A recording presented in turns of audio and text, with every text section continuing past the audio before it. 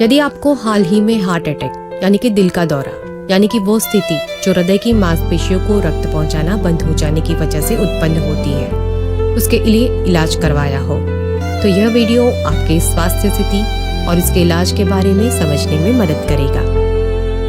आपका हृदय एक मांसपेशियों से बना अंग है जो आपके शरीर के लिए जरूरी है ऐसे ऑक्सीजन और पोषक तत्वों वाला खून पंप करता है। बायोवेंट्रिकल यानी कि नीलय आपके हृदय का मुख्य पंपिंग चैम्बर यानी कि कक्ष है। जब आपका बायां नीलय वेंट्रिकल यानी कि नीलय संकुचित होता है तो वो शरीर की बड़ी आर्टरी यानी कि एओर्टा यानी कि महाधमनी के द्वारा ऑक्सीजन युक्त रक्त पूरे शरीर को पहुंचाता है। एओर्टा यानी कि महाधमनी के साथ अन्य छोटी धमनियां जुड़ी हुई होती है जिन्हें कॉरोनरी धमनियां कहा जाता है। आपके एओर्टा यानी कि महाधमनी में से रक्त इन कॉरोनरी धमनियों के माध्यम से हृदय की मांसपेशियों तक पहुंचता है और उन्हें आवश्यक ऑक्सीजन और पोषक तत्व प्रदान करता है। हार्ट अटैक यानी कि दिल का दौरा जिसमें संभव है कि आपकी कॉरोनरी धमनियों के माध्यम से होने वाला रक्त का प्रवाह गंभीर रूप से कम हो गया हो या पूरी तरह से अवरुद्ध हो गया हो।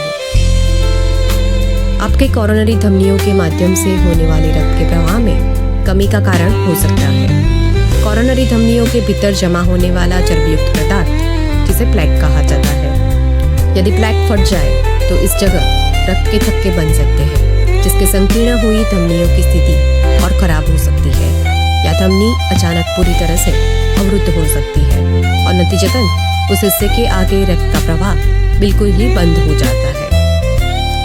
आपकी कॉरोनरी धमनी अवरुद्ध हो जाने के कारण यह धमनी हृदय के जिस हिस्से को रक्त प्रदान करती थी उस हिस्से को रक्त द्वारा प्राप्त ऑक्सीजन और पोषक तत्व मिलना बंद हो गए। नतीजतन हृदय के उस हिस्से की मांसपेशियां मरने लगी और काम करना बंद कर दिया। हृदय की मांसपेशियों के हिस्से को होने वाले नुकसान को हार्ट अटैक कहा जाता है। इस स्थिति को मायोकार्डियल इंफ्रैक्शन या MI भी कहा जाता है।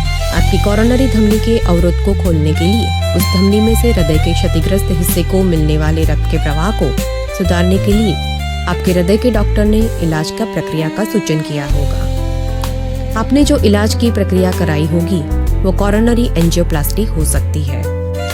कॉरोनरी एंजियोप्लास्टी में एक गुब्बारा लगा कैथेटर यानी कि प्लास्टिक की पतली लचीली नली को आपकी अवरुद्ध कॉरोनरी धमनी के अंदर डाला जाता है और अवरुद्ध वाली जगह पर गुब्बारे को खोला जाता है जिससे वह अवरुद्ध कॉरोनरी धमनी खुल जाती है। यह संभव है कि इस प्रक्रिया में धमनी को खुली रहने देने के लिए धमनी में स्टेंट रखा गया हो। स्टेंट एक तार की जाली में से बनी पतली ट्यूब है जो धमनी खुली रखने में मदद करता है या अपने कॉरोनरी आर्टरी बाईपास ग्राफ्ट या CABG कराई हो सकती है।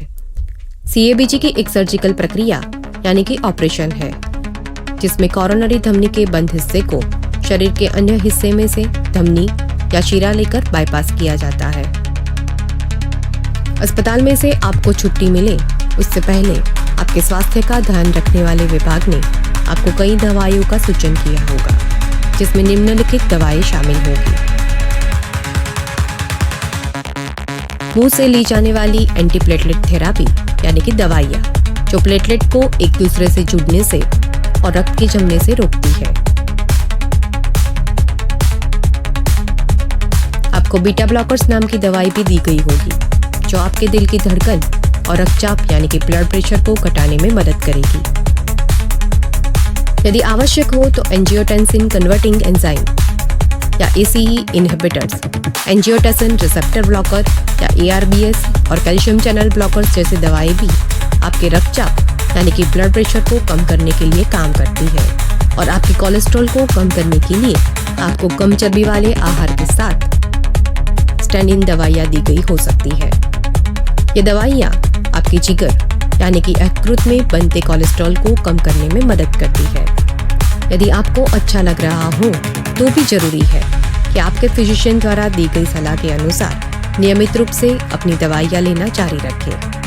आपके स्वास्थ्य की देखभाल करने वाले लोग कि जिन्होंने आपको इन दवाइयों को लेने की सलाह दी है उनकी सलाह के बिना किसी भी दवाइयों को लेना बंद न करें।